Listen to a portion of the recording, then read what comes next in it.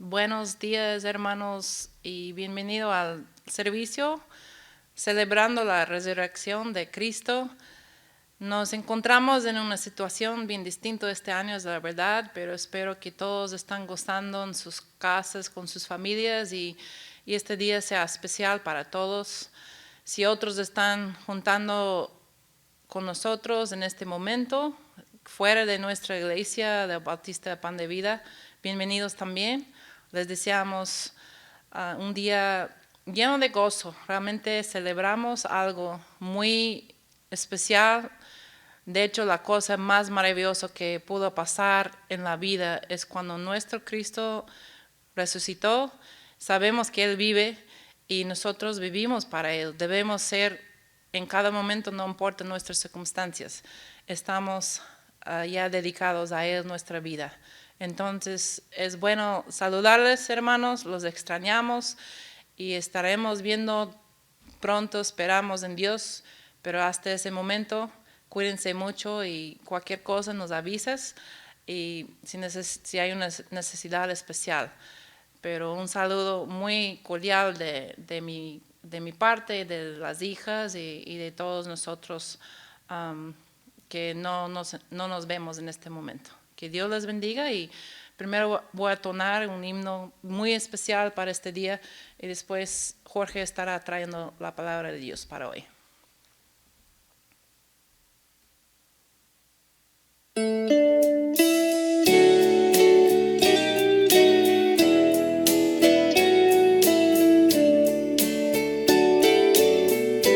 Dios nos envió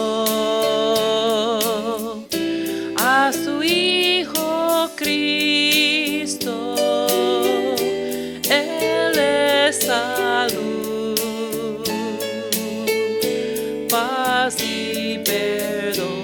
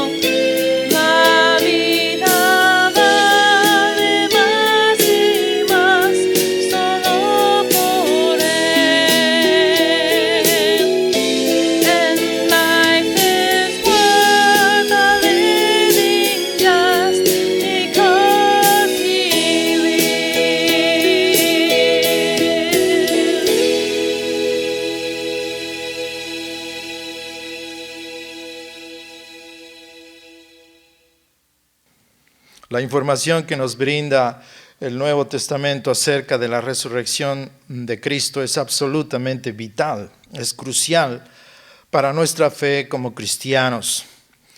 Imaginémonos que este evento de la resurrección no hubiese ocurrido.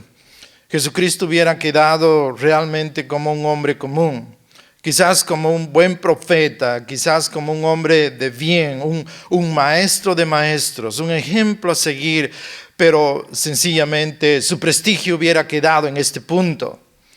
Pero la Biblia establece claramente que este Jesús fue levantado de entre los muertos al tercer día.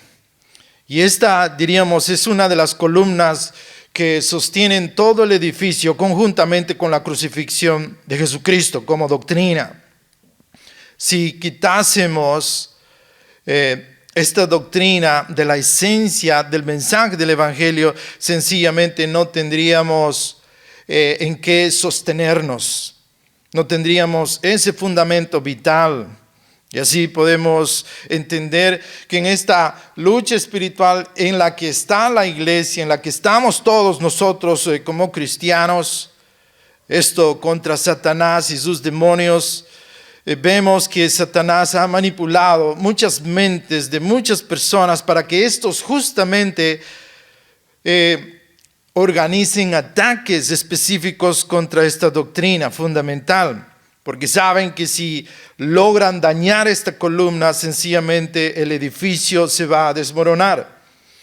Y pues una de esas formulaciones falsas de parte de estos críticos consiste justamente en desprestigiar, en crear dudas acerca de si Cristo verdaderamente resucitó o no.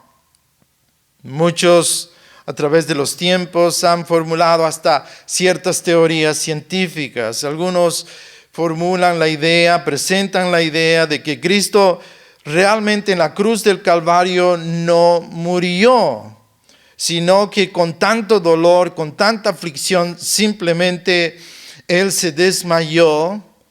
Él dio la apariencia de que pues efectivamente había muerto, y como había cierto apresuramiento en los eventos por sepultar a Cristo, ya que el día sábado estaba por ingresar, sencillamente apresuraron todas las cosas y lo sepultaron. Y luego Cristo despertó de su desmayo y simplemente Él se quitó sus vendas y simplemente Él empujó aquella piedra de varias toneladas y así pudo salir en un modo muy discreto, sin ser descubierto por aquel grupo de soldados que vigilaban aquella tumba.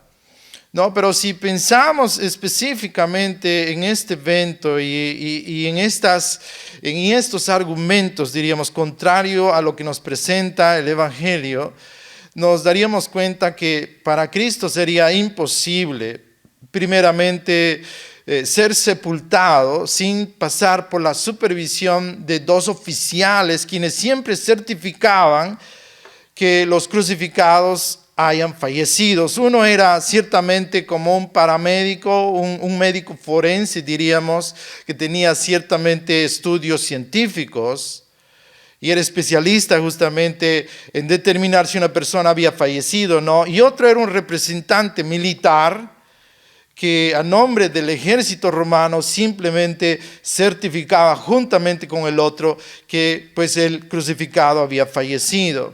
Estos dos estuvieron en presencia del cuerpo de Cristo cuando fue descendido de la cruz. Ellos certificaron que efectivamente Cristo había muerto. Y cuando fue puesto, vamos a suponer que Cristo efectivamente desmayó y fue puesto en aquella tumba. Pero imaginémonos de que Cristo efectivamente no fue golpeado realmente muy fuerte, su rostro estaba desfigurado, realmente él estaba deshidratado, él no tendría fuerzas ni siquiera para ponerse de pie y salir menos de aquella tumba, mover aquella piedra que pesaba probablemente unas 3 o 4 toneladas y después huir en dirección desconocida. Esto sería absolutamente imposible. Entonces se han formulado ciertas teorías a través de los años con la intención o mala intención de desprestigiar acerca de esta doctrina. Pues he escogido un pasaje en el cual justamente nos va a permitir desmentir algunos de estos argumentos contrarios a la verdad del Evangelio. Muchos piensan además que nuestra fe en Cristo Jesús está basada en una fe ciega, pero no es así. Nuestra fe está basada en eventos comprobables, en hechos comprobables. Y es así que he seleccionado este pasaje de 1 Corintios capítulo 15, esos primeros versículos, y luego estaremos analizando brevemente un par de aspectos que nos presenta este relato bíblico. Y dice en 1 Corintios capítulo 15, el apóstol Pablo está explicando a los cristianos corintios de que la resurrección es crucial. Si nosotros realmente dudamos de la resurrección de Cristo, entonces toda nuestra fe queda en el aire, porque no podamos depositar nuestra fe en un hombre común que no puede brindarnos el perdón de nuestros pecados. Si Cristo no resucitó, nuestra fe es vana, dice más adelante el apóstol. Y al parecer ciertos individuos malintencionados habían ingresado discretamente a esta iglesia y estaban promoviendo esa idea de que efectivamente Cristo no resucitó. Además decían, este asunto de la resurrección no es correcto, no existe la resurrección, no va a producirse esta resurrección, y el apóstol Pablo va a confrontar esta falsedad diciéndonos y proclamando de que si no existe resurrección, entonces Cristo no resucitó, y si Cristo no resucitó, nuestra fe es absolutamente vana. Es vacía, no tiene fundamento. Estamos perdiendo el tiempo en cuanto a seguir a Cristo. Él no puede darnos salvación. Él no puede otorgarnos la promesa de la vida eterna. Mas porque Cristo resucitó, dice, nuestra fe está bien fundamentada. Ese es el punto central, es la esencia de su mensaje, pero en sus primeros versículos él introduce lo siguiente y dice: además os declaro, hermanos, verso 1, el evangelio que os he predicado, el cual también recibisteis, en el cual también perseveráis, por el cual asimismo, si retenéis la palabra que os he predicado, sois salvos, si no creísteis en vano. Porque primeramente os he enseñado lo que asimismo recibí, que Cristo murió por nuestros pecados, conforme a las Escrituras, y que fue sepultado y que resucitó al tercer día, conforme a las Escrituras, y que apareció a Cefas y después a los 12, después apareció a más de 500 hermanos a la vez, de los cuales muchos viven aún, y otros ya duermen. Después apareció a Jacobo, después a todos los apóstoles. Y al último de todos, como a un abortivo, me apareció a mí, porque yo soy el más pequeño de los apóstoles, que no soy digno de ser llamado apóstol, porque perseguí a la iglesia de Dios. Este es el verso 9. Pues el apóstol, en esa defensa del evangelio, específicamente en su defensa de la doctrina de la resurrección, presenta a la iglesia de Corinto los hechos. Ya mencioné que nuestra fe está basada en hechos comprobables. Y pues la historia se basa en el testimonio de personas que presenciaron eventos, que presenciaron situaciones, ¿verdad? Y quienes estuvieron allí, captando y registrando en sus memorias todo lo que efectivamente acontecía. Y la historia se ha formulado de este modo. Los hechos históricos han quedado registrados de ese modo. El testimonio de personas que efectivamente estuvieron allí expectando ciertos eventos. Esto es absolutamente válido. Y el apóstol va a llegar a ese punto, más en el verso 1 dice: además os declaro, después de toda una serie de explicaciones que realiza el apóstol Pablo a esta iglesia de Corinto, que realmente fue muy problemática, ya que esta iglesia obviamente estaba en el medio de esta comunidad de Corinto muy inmoral, inmunda en muchos aspectos, ¿no? Y al parecer muchos cristianos y quienes conformaban esta iglesia no comprendieron firmemente, claramente, de cuál era su deber ahora que estaban en Cristo, de manifestar un diferente modo de vida, un diferente estilo de vida, basado justamente en las directivas de Cristo, basada en las directivas de las Sagradas Escrituras. Ellos estuvieron como no definidos. Si bien por un lado ellos afirmaban ser de Cristo y de estar comprometidos con Él y estar firmes en obedecer a Cristo, por otro lado estaban como coqueteando aún con todos esos aspectos que se vivían alrededor de la congregación, aspectos profundamente pecaminosos. Y pues esta iglesia fue problemática para el apóstol Pablo. Esta iglesia fue fundada por el mismo apóstol Pablo en su segundo viaje misionero, pero le dio muchos dolores de cabeza. Habían muchos errores en cuanto a la conducta, muchos errores en cuanto a la celebración de la Santa Cena, y en fin, muchos aspectos estaban completamente fuera de control. Y el apóstol Pablo constantemente estaba buscando instruir a aquella iglesia para que se sujete a la voluntad de Cristo y empiecen a manifestar a través de sus vidas la gloria de Jesucristo, el poder y la gracia del Señor Jesucristo.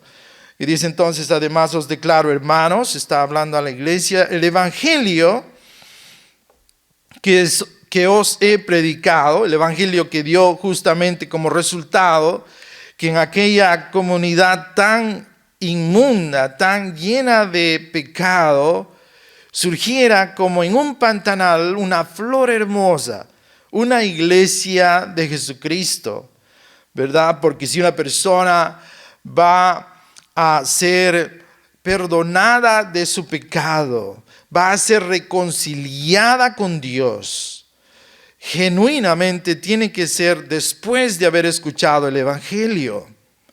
Y esto había ocurrido entre los corintios. Pues esa gente, esa comunidad estaba así viviendo en tinieblas, y llegó un día el apóstol Pablo, predicó el evangelio y un puñadito de gente realmente se convirtieron a Cristo.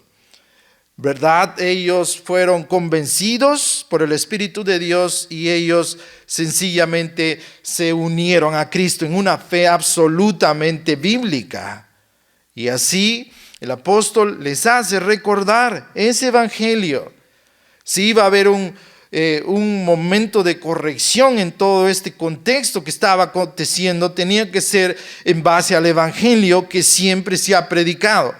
Quizás algunos corintios estaban esperando algún nuevo mensaje, quizás con ciertas reformas a ese mensaje original, pero el apóstol les dice: les voy a repetir lo mismo que les anuncié desde el inicio, el cual dice: recibisteis. Para que una persona pase de muerte a vida, tiene que recibir ese mensaje, no solamente en su mente, no solamente en su mente dar la bienvenida y estar de acuerdo con ese mensaje, sino que también tiene que ser atesorado en su corazón.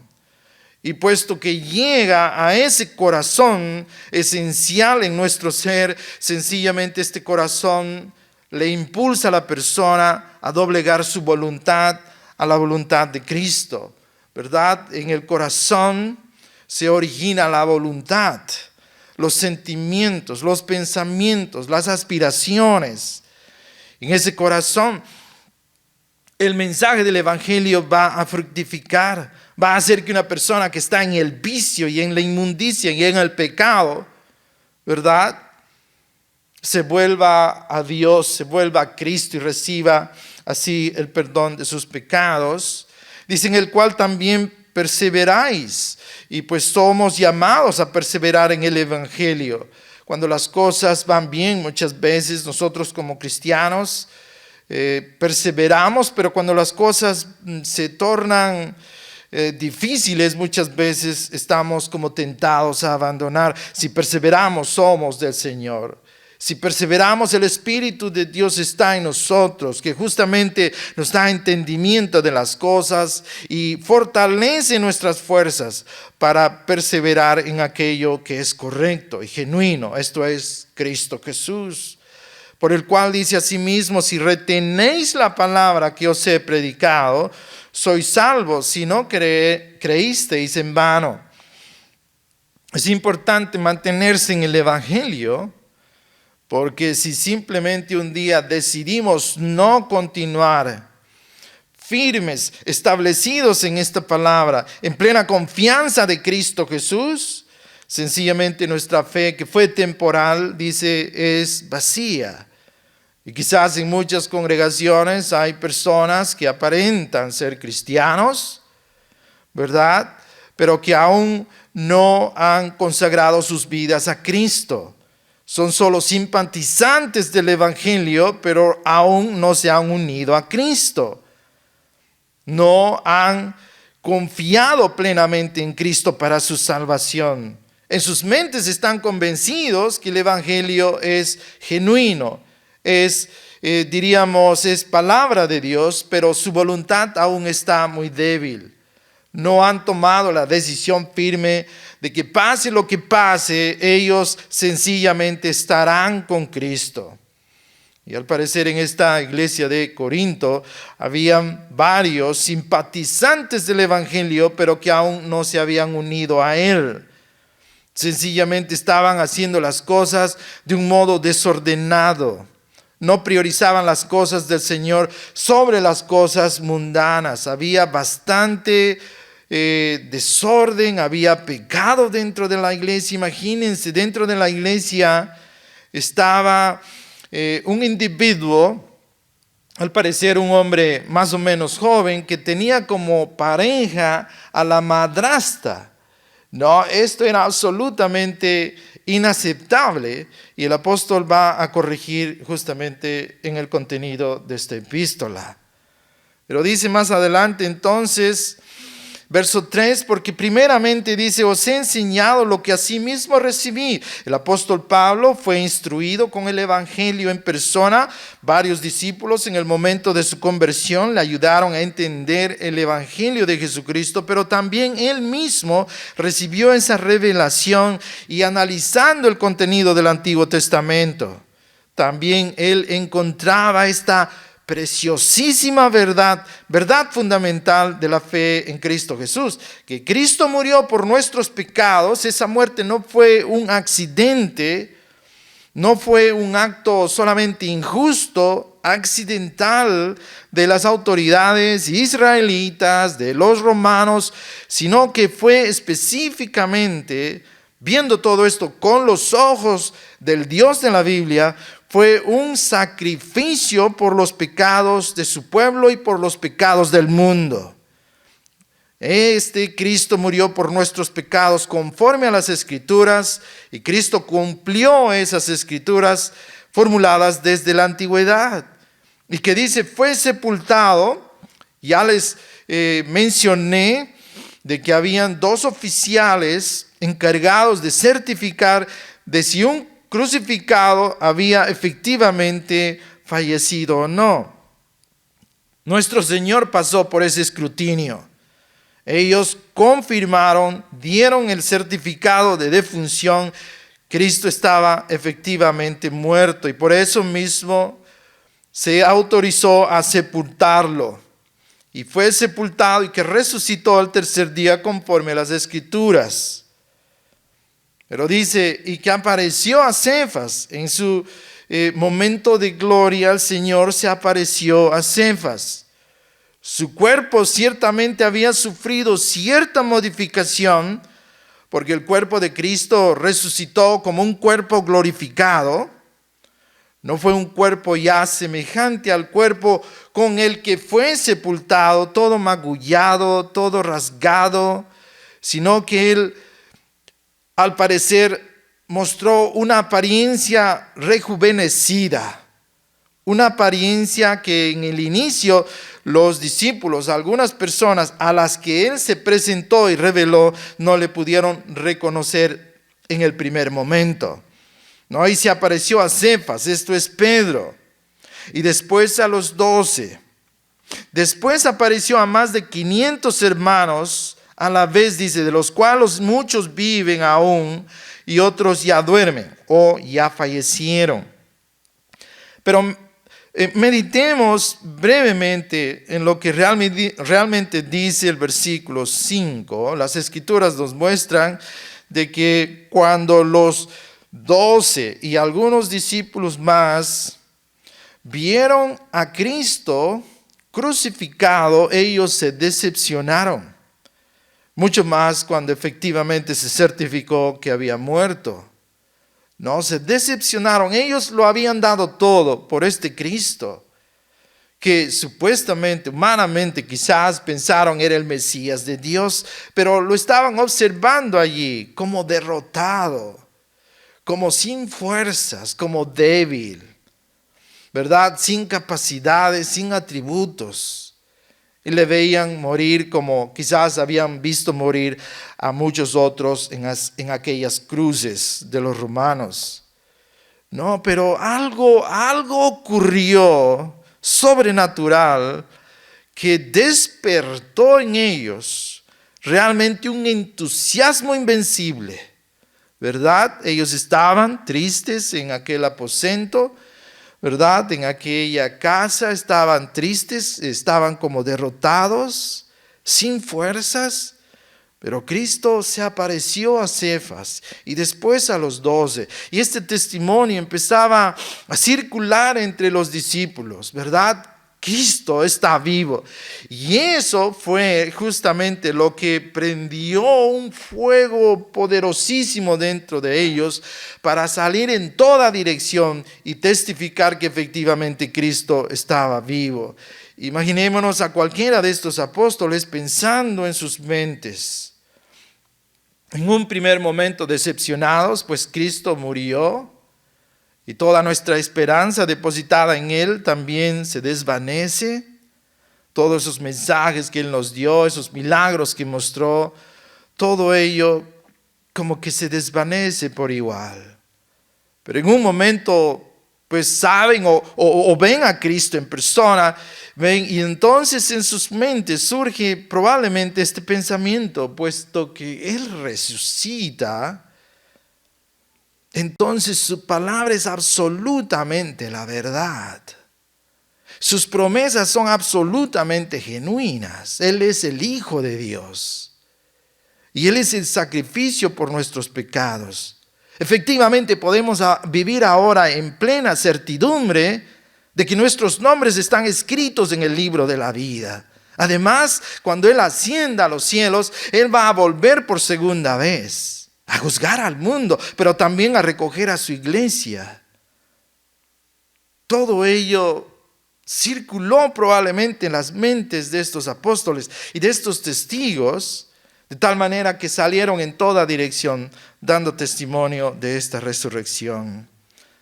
Habíamos dicho al inicio, ¿verdad? Y con esto vamos a cerrar, de que pues Satanás ha motivado a muchos individuos en la sociedad, quienes han formulado argumentos en contra de muchas doctrinas de la palabra de Dios, específicamente en cuanto a la resurrección. Y muchos dicen, todo este asunto de la resurrección es solamente un invento de los cristianos. Pero pensemos bien y observemos los hechos. Estos testigos de la resurrección de Cristo luego estuvieron en altísimo riesgo de perder sus vidas. a causa de este testimonio acerca de Cristo, este Cristo resucitado. Ellos estaban predicando y muchas autoridades, muchas gentes estaban constantemente amenazándolos a ellos. Ellos querían realmente no escuchar ese mensaje, los propios judíos y en fin. Y estos estaban dando testimonio de que Cristo había resucitado, ¿verdad? Y pues ellos estaban sencillamente arriesgando sus vidas y nadie arriesga su vida por una gran mentira. Cuando las amenazas se intensifican, personas que quizás han sido partícipes de un complot y han establecido una mentira como verdad para quizás perjudicar a una institución, perjudicar a una persona, ¿verdad? Cuando hay amenazas de cárcel, cuando hay amenazas de sentencias aún mucho más graves, alguno de este grupo probablemente se quiebre, se debilite y diga a las autoridades, un momento, esto se está poniendo muy, muy difícil. Yo no quiero ir a la cárcel, yo no quiero pasar tiempo allí, no quiero sufrir ninguna consecuencia de todo esto. Sencillamente voy a declarar la verdad. Todo esto es una gran mentira, esto es un gran invento que hemos establecido para dañar a tal o cual persona, institución o en fin. En el caso de los apóstoles, en el caso de estos testigos, más de 500, dice, en una ocasión Cristo se presentó a más de 500 a la vez, a Jacobo, al medio hermano de Cristo, y en fin, a tantas personas, ninguno de ellos, la tradición histórica es absolutamente específico, ninguno de ellos se retractó. Ninguno de ellos, al ver las amenazas de las autoridades, y varios de estos murieron a consecuencia de ese testimonio de la resurrección de Cristo, ninguno de ellos dijo, un momento, aquí la situación se está poniendo muy, muy grave, muy riesgosa. Yo no quiero morir, yo no quiero que mi familia sufra las consecuencias de este complot, de esta gran mentira. Por favor, perdónenme, absuélvanme, quiero volver a mi vida normal. Ninguno de estos declaró en este sentido, lo cual confirma que el testimonio acerca de que vieron al Cristo resucitado es absolutamente genuino. Ahora, quiero invitarles, hermanos, a que hagamos una meditación final. Especulemos en dos aspectos que son importantes. Especulemos que Cristo efectivamente no resucitó. Esto implica de que Él no es el Hijo de Dios, ya mencionamos este aspecto, ¿verdad? Él no es el Salvador del mundo. Su muerte sencillamente fue accidental. Él no puede perdonar pecados, Él no puede darnos la promesa de la vida eterna. Él no puede hacer absolutamente nada. Quizás sus huesos están en algún lugar aún hasta ahora, muy probable no. No hay implicancias, puedo seguir viviendo tal cual estoy viviendo este mismo día. Quizás mi condición actual es de que estoy viviendo solamente impulsado por mis impulsos humanos, pecaminosos ciertamente, completamente en rebeldía a Dios. Y esto es porque quizás hemos visto en las movies de que Cristo efectivamente resucita, pero no tengo convicción al respecto. No tengo una manera de saber si esto ocurrió o no. Y puedo vivir, y puedo seguir viviendo a mi modo. Pero vamos a especular del otro aspecto. ¿Qué si Cristo efectivamente resucitó? Esto confirmaría primeramente su identidad como Hijo de Dios. Esto confirmaría de que Él es el Salvador del mundo, Él es el Cordero que quita el pecado del mundo, ¿verdad? Él vino con ese fin de ofrecer su vida en aquella cruz del Calvario en representación del pecador. Podemos apropiarnos de esta bendición de Cristo ahora mismo, volviéndonos a Él, arrepintiéndonos de nuestros pecados. Si Él resucitó, entonces su palabra es absolutamente verídica, genuina, es la verdad absoluta. Y en ella nos ofrece justamente esta salvación que todo ser humano necesita. Él ha anunciado que en el futuro Él vendrá por segunda vez. Es decir, según nosotros tengamos convicción de que si resucitó o no resucitó, esto implica nuestro presente. Esto establece algo para nosotros. Si no resucitó, pues puedo vivir a mi modo, pero si resucitó, es tiempo, en verdad, de buscarle. Es tiempo de unirme a Él. Es tiempo de confiar en Él. Es tiempo. Y pues en verdad, este día es un día de celebración, es un día especial. Este es un día de la victoria de Dios sobre Satanás, sobre el mundo que siempre es rebelde a la voluntad de Dios, es sobre la muerte, sobre la condenación específicamente hablando, del ser humano al infierno. Cristo nos ofrece salvación. Él está vivo, Él está, como dice la palabra de Dios, sentado a la diestra del Padre, esperando el momento de su retorno. Vamos a orar. Padre, te damos gracias, Señor, en este día tan hermoso, tan especial, de celebración de la victoria tuya, de la victoria de Cristo.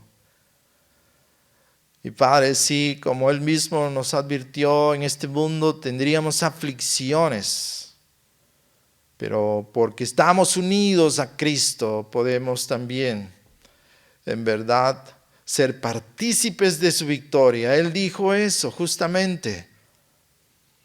En el mundo tendréis aflicción, pero recuerden, Él les dijo, yo he vencido al mundo. Con su muerte en aquella cruz del Calvario, Él derrotó, Señor, todo aquello que Padre, levantaba en esa comunión que tú mismo habías establecido al principio entre tú y tu creación, entre tú y nosotros. Tú derribaste, Señor, ese obstáculo. Las consecuencias del pecado, Señor, han sido y son y serán desastrosas, devastadoras. El pecado nos separa de tu presencia. Y Padre, pero Cristo Jesús ha muerto por nuestro pecado. Cuando Él justamente expiraba, Él dijo justamente de que todo había sido consumado.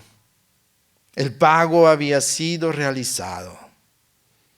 De tal manera que en Él ahora somos declarados como justos. Ahora en Él, estando en Él, Padre, y por ese sacrificio que tú justamente estableciste en favor nuestro, Padre, ahora hemos sido reconciliados contigo. Ahora la paz entre tú y yo ha sido establecida y tus promesas, Señor, también recaen sobre nuestro ser. Ahora somos tan favorecidos que somos declarados hijos tuyos.